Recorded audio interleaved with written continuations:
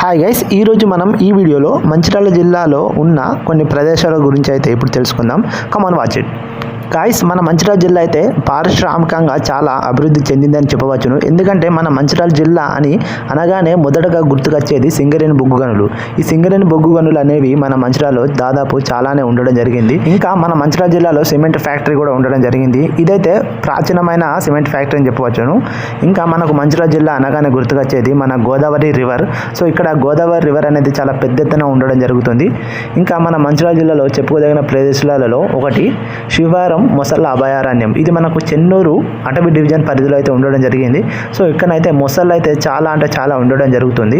ఇక్కడ ఒక మొసళ్ళే కాకుండా ఇంకా చాలా రకాల జంతువులు కూడా ఇక్కడ ఉండడం జరిగింది. సో మీకు కనుక ఒక చిన్న సమయం ఉన్నట్లయితే ఒకసారి ఇక్కడికి వచ్చి విజిట్ చేయాల్సిందే నేను కోరుకుంటున్నాను.